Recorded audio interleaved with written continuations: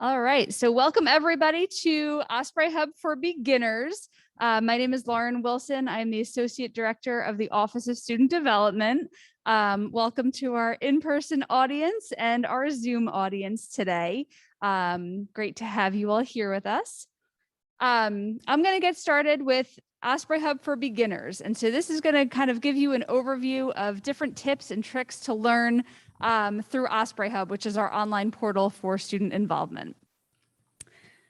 Today, we're going to talk about a few tips to manage your organization on OspreyHub, how to create events in OspreyHub, a few tips for OspreyHub Finance. I know there's a whole other session happening at officer training about that, but we're also going to cover a little bit here, as well as available resources for student leaders. And then, of course, if there's questions that you all have, for those of you here in person or on Zoom, feel free to raise your hand, ask questions in the chat. I'm definitely here to support you and make sure that you have questions or get all your questions answered. If you have your laptop today, feel free to open that up and kind of follow along as I'm presenting. All right, so as I mentioned, OspreyHub, it's something that you're all familiar with. Otherwise, you wouldn't have joined the organizations that you're a part of. So you've all used OspreyHub in some form or another as a member of your group. But now that you're an e-board member, you need to learn kind of the back end side of things and the different tips and tricks to get your organization set up and ready to go. All right, so I'm going to go over a few things for managing your organization on OspreyHub and getting your e-board members set up in a way that they have access to what they need to have access to. All right, so when you log into OspreyHub, I'm going to move the Zoom piece over here for a minute. In the top right corner, there's an option for Explore and Manage. On my end, there's an admin option, but that shouldn't show up for you. It should be Explore and Manage. The Explore is the public view. That's the version that you normally see when you go into OspreyHub. When you go to Manage, that takes you to the back end to your Action Center. And that is where organization leaders can manage the content for your organization pages, submit forms, events, registration submissions, things like that. All right, so you'll go click your profile picture and go down to Manage. From there, on the left-hand side, there's a little hamburger menu. It's the three lines, the three horizontal lines. Google calls that the hamburger menu, so now I do too. So you click the hamburger menu and there's a drop-down box with all the different options for managing your organization on OspreyHub. So we're going to start with roster. Okay. There are so many times that I get questions from student leaders asking, I'm the treasurer, but I can't seem to access finance, or I'm the secretary and I can't seem to add documents and photos. Help me. So basically, whoever's listed as the primary contact for your organization has all the power, and they are able to delegate power to each of the different e-board members. So when you first come to the roster, you'll see your current members, pending members, and prospective members. So you are able to, every June, the rosters get cleared so that this way anyone who graduates is removed from your roster. Anyone who maybe joined your organization last year but wasn't active in your organization would also be removed. So you start every year with a fresh, clean roster. So if you have your old roster and you know that these 12 members need to be invited to rejoin as members, you can go ahead and click the invite people option and then basically put their Stockton email addresses in there so that it sends them an invitation to rejoin your organization. Okay. So for anyone who you have invited who maybe hasn't accepted yet, they're going to show up under the pending tab. You can always send them another invite. You can click on that tab and kind of nudge and resend the invitation. So if it's like, Elise, you have not yet joined my organization, I'm going to keep resending this to you until you join. Prospective members are the members that are finding your organization on OspreyHub on their own and clicking that join organization button. So at the Get Involved Fair or after the Get Involved Fair, you'll probably have a good amount of people under the prospective members tab. That's where you can go and click accept or deny. Okay, so each club does it a little bit differently. Some clubs, as soon as they see prospective members there, they accept them, they welcome them, they tell them when their next meeting is, tell them when their next event is. Other times people want to wait until that person has actually come to a meeting or come to an event in order to accept them as a member. So it's really up to you and your e-board how you want to handle your new members and what criteria you'd like to use. So some of the other options up top, you have a manage positions option. That is where you can set the access level for each position. Okay, so it kind of comes preset with president, vice president, secretary, and treasurer, and your faculty staff advisor. If you have other positions that are kind of created by your organization, maybe you have a fundraising chair, maybe you have a special events chair, maybe you have a historian or a public relations chair, you're able to add different positions and set the access level for each position. Okay, so if you're the treasurer of an organization, obviously we need to make sure that you have access to finance. I would say it's probably a good idea for the president and the treasurer to have all access. But there might be some positions that maybe you don't want the secretary to have access to finance. I know there's somebody on Zoom who is both secretary and treasurer, and hopefully we can find a new e-board member so that you're not doing double duty.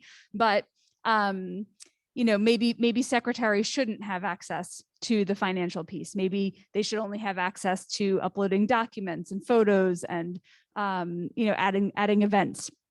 So in that case, you can click limited access and you can literally go down line by line and pick what that position should have access to and what it shouldn't.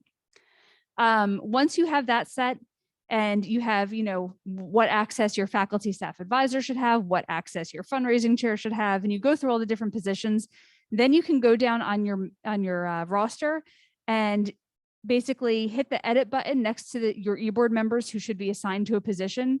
Click that button and then assign them. So if Alexandra is the fundraising chair, you can click on the edit button and go ahead and click the position that should be assigned to that individual and hit save. Okay, that is probably one of the most common questions that I get this time of year is I don't have the right access.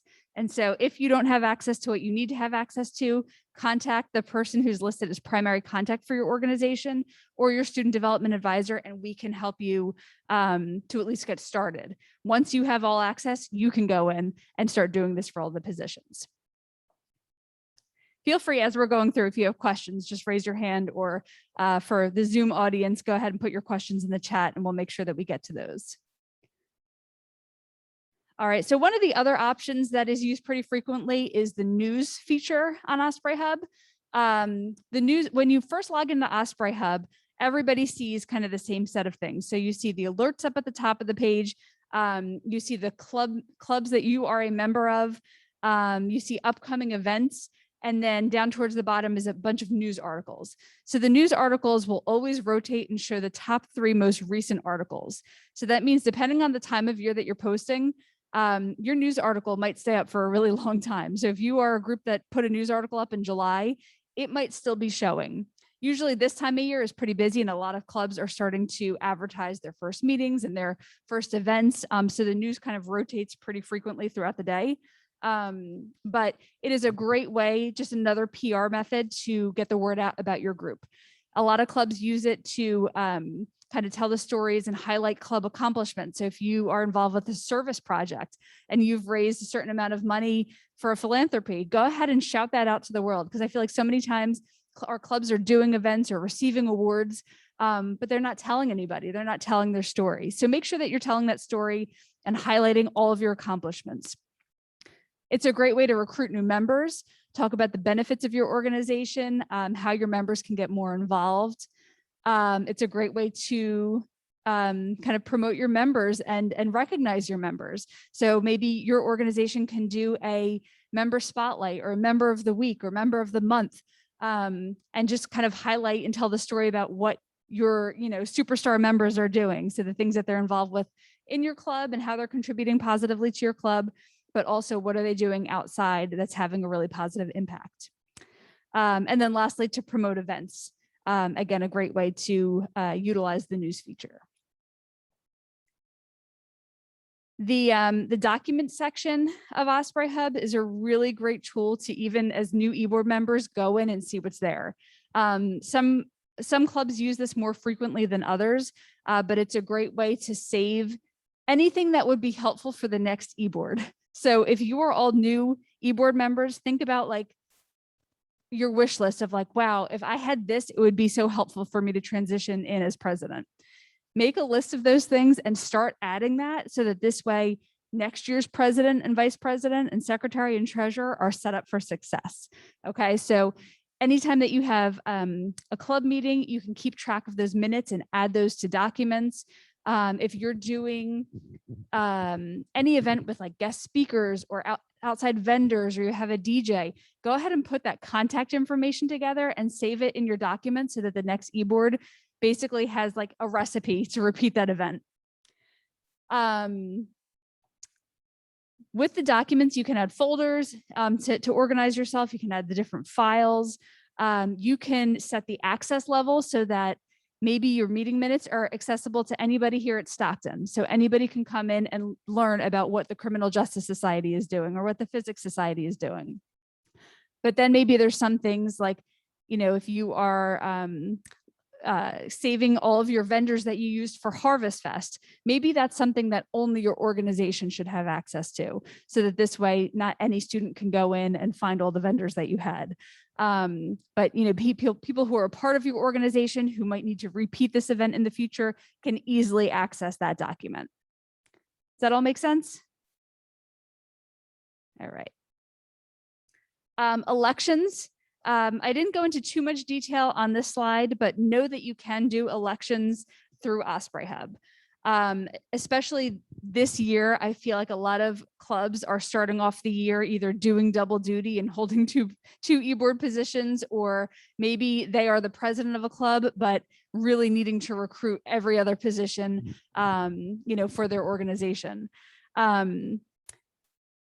Elections on OspreyHub are a great way to keep all of your members involved because you don't have to physically be in a room to cast your ballot. You can set your timeline for the elections on OspreyHub, have it go for one night, have it go for a full week, whatever it is that you decide. You can create your elections on OspreyHub and have it set up so that anybody who's a member on your roster can vote. What you would do is you would click that drop-down box, go to elections, hit create election. There's options to add your candidates, options to add photos and a bio for each candidate. If you need help with that, feel free to reach out to me and I'd be happy to kind of walk you through it. We did a fake pet involved e-board elections where all of student development had their pets listed, and we were running for like nap time coordinator, food cleanup duty. It was a great e-board. It was really solid. My dog won a position, but I can't remember which position he held.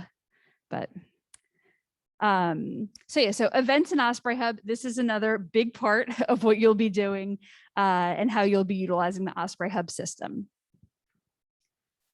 The first step, obviously, is reserving space on campus, which is done through 25 Live. If you haven't already gotten access to that, you can go to the Event Services website. There are instructions for how to enroll in the Blackboard course.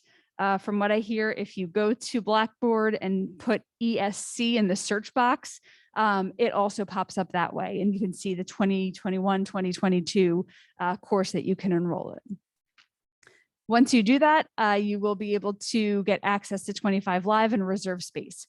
I'm not going to go into a whole lot of detail on this because I know that it was covered in the event planning basics session, and there's also a whole Blackboard course for it. So just know that you have to reserve space before you put things on OspreyHub if it's happening in person. So when you're ready to create your event, you can again hit the drop-down box to go to your events. You'll see all the different events that your club has done over the last few years. So if you want to see what, maybe you're new to your organization, you want to see you know, what was done in the last normal year, like go back to 2018, 2019, and see what events took place. You'll be able to go, you can click on the on each event, pull the description, and learn a little bit more about what was done in the past. If you're creating a new event, you can go ahead and click create event. And a lot of this stuff is self-explanatory, but I do want to highlight just a few quick things.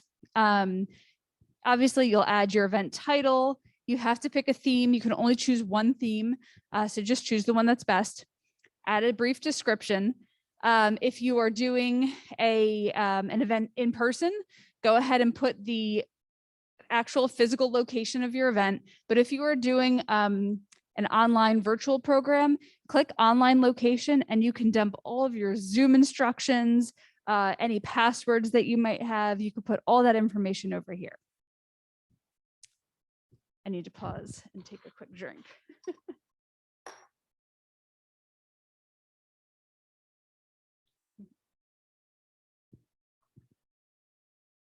All right. And I think that since everybody is way more than 20 feet away from me, I think I'm going to keep my mask off if that's okay. So you can add your online location here. If you're doing an event that takes place multiple times, so let's say that you're adding in your club meetings that meet every week or every other week, or you're doing a monthly open mic night, you can go ahead and hit this option at the bottom, add another date, and it will copy your event title, your description. It'll copy all the details of your event. It will still allow you to add a different location. So if you're doing your weekly meetings, but 7 out of the 8 are in F111, and then the other one is in a different location, you can go ahead and change the location, kind of meeting by meeting, but you won't have to go through and choose every option for every meeting that you're having.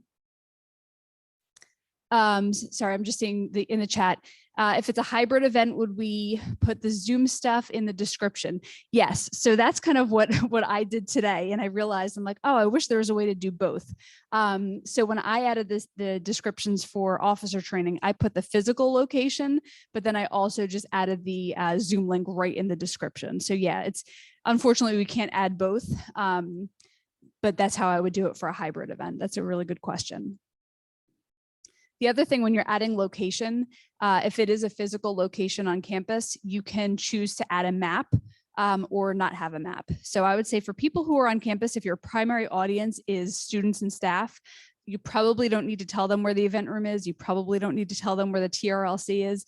But if you're doing like an alumni event, or if you're inviting members of the community to come to like your festival and the TRLC quad, it might be helpful to choose the map option. And then you can drag the little needle to the specific building and location for where your event is taking place. So this way people could see where the Lakeside Oasis is, or where the TRLC quad is, or where an auditorium is located. And it will help those non-Stockton guests find their way to you a little bit easier. For every event, you have the option to make it public, make it only visible to students and staff at OspreyHub, make it visible only to organization members, or to invited users only. Most people choose the students and staff at OspreyHub. So basically, as long as you have a portal login, you can access the events. Only set the events for public if you truly are okay with anyone coming to your event. So if it is something that, that you would like alumni to come to, or you're okay with family members joining, you could go ahead and do public. If you're adding in your club meetings, that's when you would use organization members only, basically, because we don't want to flood our event feed on OspreyHub with all the club meetings, because we want to make sure that when students log in and they're looking for something to do, that they can see, oh, SAVE is having their festival today, and Water Watch is doing this, and the Environmental Club is, doing this this event over here. We don't want it to be flooded with the Photography Club meeting, the Psychology Club meeting, the Criminal Justice meeting. Obviously, if you're a member of that organization, it would show up on your event feed, but we don't want those meetings to kind of flood the event feed, if that makes sense. Event categories, you could pick several of those. For perks, the perks that are there, I believe, are free food and free stuff. And there are students who search for events based on which events have free food. So if you're offering free food or free giveaways at your event, go ahead and click those options. There are options on here now for people to RSVP to your events. I'm not sure that Stockton has really embraced the RSVP culture quite yet. But if your club wants to start, if there's certain questions that you want to get from your audience. Maybe you're doing a conference and you want to give out free shirts and you really need to know their shirt size. Or maybe you're doing something with food and you want to explore dietary needs. You could go ahead and ask those questions as people are RSVPing. Then we have an option to add an event cover photo. And that is, I'm going to actually go to the next slide and share some tips. It's best to design those in PowerPoint because it's just about the same size as a PowerPoint slide. So you can design your flyer in PowerPoint and then just save it as an image file, so JPEG or PNG. Just a few tips. I would really suggest keeping it simple. When it shows up on OspreyHub, you'll see the picture for your event, but then you also see the title, the date, time, location, and like who is sponsoring it. So you don't need to put everything that you would put on a normal flyer that's hanging around campus. You don't need to put all that stuff on your OspreyHub image because they'll be able to click the event and find out everything about your organization. So really just keep it simple so that it's eye-catching. And then my suggestion is to leave a nice thick border around it because you will have to crop it down a little bit. It's not exactly the same size as a PowerPoint slide. So just don't stretch your content all the way to the edges of that PowerPoint slide. Otherwise it'll get cut off and won't look right. Then you'll have an option for additional event information. And so this is where you're basically communicating with your advisor, all the other things that are involved with your event. So if it's a fundraiser, if it's funded by your club budget, click all the things that are applicable to you. And then each one of those boxes will ask just a few more questions so that your advisor can better understand the nature of your event. All right, so once you've added your event to OspreyHub, every event will have this kind of page on the back end where you can go back, you can make some changes. So let's say the time changed, the location changed, you want to add the Zoom link in if you're going to make it a hybrid event. You can always go back and click change details, or you can go ahead and cancel the event. So if something were to happen, you're no longer doing your event, that's where you could go back and cancel the event. One of the other options that was new for last year and I found really helpful is there is an attendance URL that you can copy for every event to make sure that you're capturing your Zoom audience. So I apologize, Zoom folks, today. I did not get that link. I don't have it ready to go back in and share. But if I were, I could put that link in the chat and say, click this link to mark your attendance, and then your attendance would automatically be recorded. If you are utilizing one of our iPads and swiping in for an event, we can basically run a report that gives every name, email address, their class year, their major. It collects so much information. But the information that you would need to track attendance at your OspreyHub events is just their Stockton email. So if you are using one of our swipes to track attendance, we can run that report for you. You can copy paste the column with everybody's email address and drop that in here, and then all their attendance is captured. If your event is educational or a leadership event or something that is like community service, those events will also appear on your OspreyAdvantage record, which is pretty cool. It's also a great way just to kind of continue to advertise to the group of students who is coming out for your meetings and events and invite them to come out to more things. There's also, for those who are marked as having attended your event, they will automatically be sent a post-event feedback form. So that's something that can be utilized as well, where they can go in and basically, similar to, I guess, a Yelp review, right? You could just quickly rank that as 5-star, 4 stars, give some feedback. All right, so I'm going to quickly talk about OspreyHub Finance and cover just a few quick tips for how to spend money. Are there any questions so far as I'm flying through this? Either Zoom or people, 3D people? Okay. All right, so every club that is budgeted has 2 different types of budgets. So your club budget is the annual budget that's allocated by Student Senate Finance, and you have the full academic year to utilize that budget. That comes from the student activity fee, and so the philosophy is that it should be spent during this year because it's our current students who are paying into that, and essentially giving your club money for programs and events and initiatives in return. So you have a full year to use your budget. It does expire in May. So by May 30th, your budget should be zero. I know some people like kind of spend cautiously in the fall, and then in the spring, it's like, oh my gosh, I have so much money left over. The goal is to spend your budget. It is for you. It's for you to give back to the students. So make sure that you are monitoring your budget throughout the year and spending it appropriately throughout the year. We don't, even though we want your budget to be zero by May, we don't like it when you spend your full budget starting in April, unlike things that you're just trying to spend money to spend money.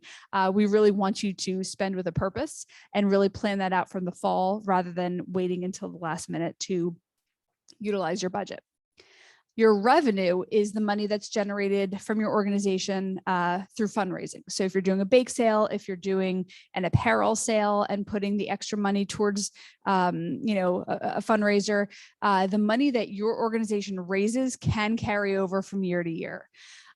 We do encourage you, though, that if you are raising your money or fundraising for a purpose, that the money that you're raising actually goes to where you say it's going to go. So if you're doing fundraisers throughout the year to benefit CHOP, make sure that at some point you put in a purchase request to get that money transferred from your budget over to CHOP.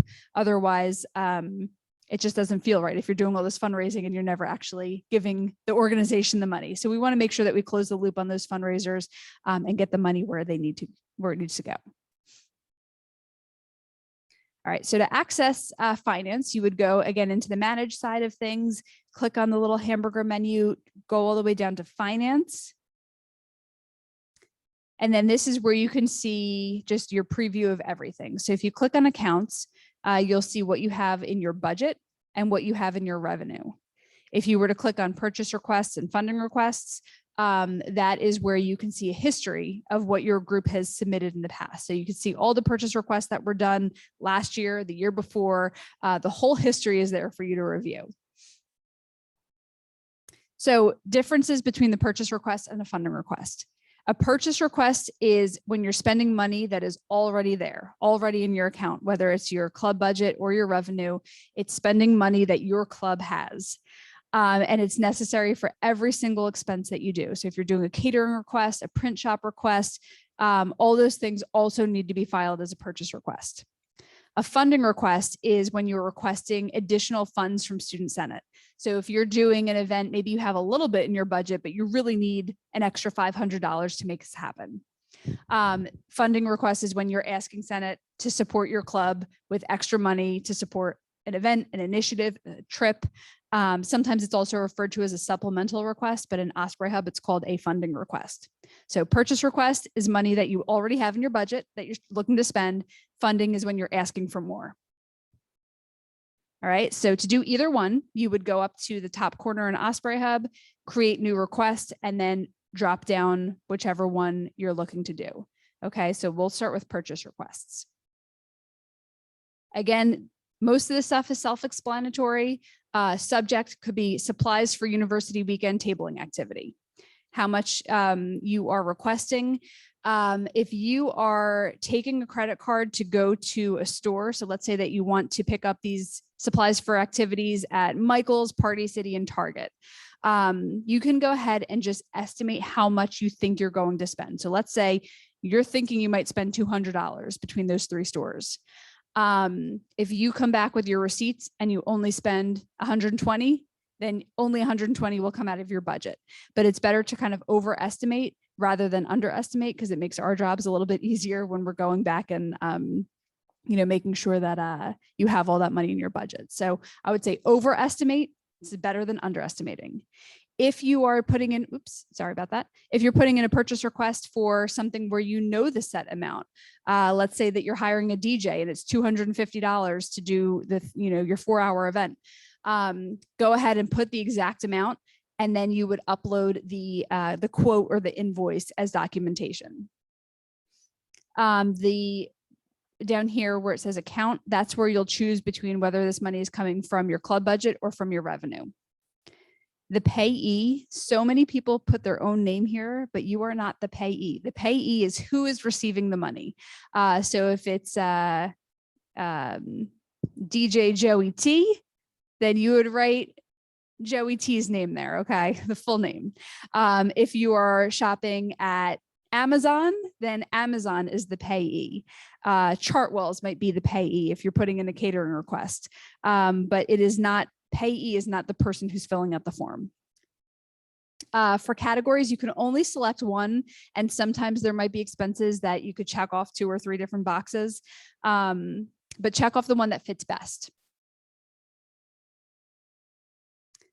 All right.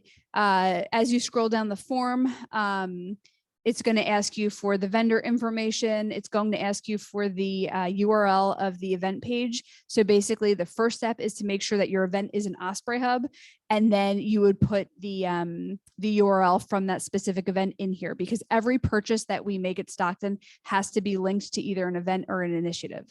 So we really need to know that what you're spending money on is for an actual program or an event or a trip or whatever it is that you're looking to do. This drop-down box, this purchase will be completed by, you can either choose to reserve one of our credit cards and take it to an actual store. You can order things online. So a lot of people order from Amazon, Oriental Trading, lots of different places. If you were to order online, you can basically build your cart. Let's just use Amazon as an example. You can build your cart on Amazon and then save your cart as a file. And then that's what you're going to upload as documentation. Anytime that you're using like a guest speaker or a DJ, they have to be paid by check. And then if you're using a Stockton service, so like Chartwells, Print Shop, that's just an internal transfer. If you don't know, we can always adjust that on our end as advisors when we go in to approve these. If you are looking to take a credit card out for a store, go ahead and put the preferred date that you would like to check out the credit card. We only have a few in our office, and so there are certain times a year that are busier than others. So we might need to be flexible on that, but we'll work with you and try to match your request as best we can. In terms of backup, this is where you would upload either a copy of your shopping cart or the quote from your DJ or the quote for inflatables, whatever it is that you are looking to spend. If you are just kind of estimating that you're spending, $75 at Target for certain items, you don't need to upload the backup documentation for that, but you would save your receipt when you go shopping and make sure that that comes back. If you're using a guest speaker or a DJ or any kind of service, we also need a W-9 form, especially if they are somebody that we haven't used in the past. So we can always check. There's some vendors that we use pretty frequently, or speakers that maybe your club has used in the past. Maybe we already have their information on file. But many times, if it is a guest speaker that we haven't brought to campus before, or a yoga instructor, or whatever else we're asking them to kind of come in and do, we would need a copy of their W-9 form in order to get them registered in our system so that we can process payment. All right, so that's kind of purchase requests in a nutshell. Like I said, you can always click on here to see that list of everything that you've submitted in the past and how much money your previous e-boards have spent on certain things. So I always say, for better or for worse, everything sticks in OspreyHub. We work with 3 different vendors that we have contracts with. It basically means that they give us really good pricing and may oftentimes come in cheaper than other vendors. So Ace Screen Printing, they do mostly apparel and screen printed items. Promotions and Unicorns, they do apparel as well, but they also do the water bottles, the pens, the highlighters, the Post-it books, the cups, the mugs, all the other different things, the USB drives, all the other marketing items. Same thing with Quality Concepts. They do apparel and promotional items as well. So those are 3 great groups to start with. Because like I said, we have contracts with them and their pricing usually comes in a lot cheaper than some of the other vendors. You can use other vendors, but like I said, these just tend to come in cheaper. I know so many people try to do custom ink and give me quotes for like $17 t-shirts. Ace Screen Printing is probably like between like $8 and $10. So keep that in mind when you are looking for apparel or for different giveaway items. All right. So I know that I kind of flew through the OspreyHub stuff, but some other available resources that are, helpful for new eBoard members. Your club constitution, definitely take some time to read through it. I know it's not always the most exciting read, but it usually can answer a lot of your questions. Every club constitution is a little bit different. And so a lot of times people will come to their advisors and say, I have an open eBoard position. How do elections work? I'm like, well, let's read your constitution, because chances are there's some clues and some things in there. OspreyHub, we have a campus link section in the bottom right-hand corner that has links to the campus center ticketing office, to the Chartwell's catering overview, a link to the student development YouTube channel, which houses all of our training videos. Those are all really great resources, so check that out too when you're browsing through OspreyHub. The student development standards of practice, that is our website that outlines the policies, procedures, things that you can and can't spend your money on, things that you can and can't do at your events. Again, not the most exciting, nighttime, bedtime read. But if you have a question and you're wondering like, okay, how do prizes work and what's the limit and what can and can't I spend my money on, definitely utilize that website. Student development YouTube channel, like I said, we house all of our trainings on there. So if you need to go back and see a refresher, if it was like, wow, Lauren went really fast through that purchase request tutorial, let me go back and see how to do that. That is available for you. Our resource room, it's located upstairs, right above Dunkin' Donuts on the second floor of the campus center near the club mailboxes. It's open till 8 o'clock Monday through Thursdays and 6 p.m. till 6 p.m. on Fridays. And it's always staffed with very helpful student development employees who are there to answer your questions. So if you're wondering how to add an event on OspreyHub, how to get your room request to go through or change your diagram on an event, they are here to help you. We also have a computer station in there with a copier. So if you need to print your flyers, if you need colored paper, if you need poster paper for something, we've got lots of supplies that student orgs can use. And then your student development advisor is always here to guide you through any of these processes.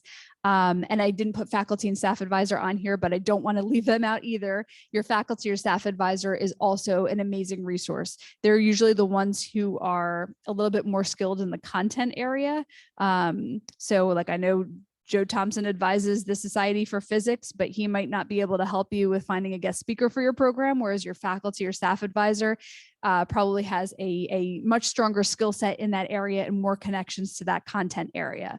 So definitely utilize both. We all work as a team, and we're all here to support you.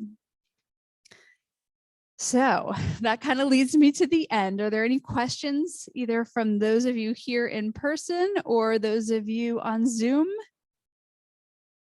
I know that we covered a lot today, but hopefully this gave you a nice solid overview of how to get started and how to set up your organization and add your events and do all sorts of fun things on OspreyHub. Everyone all good? All right, well, thank you so much for joining today.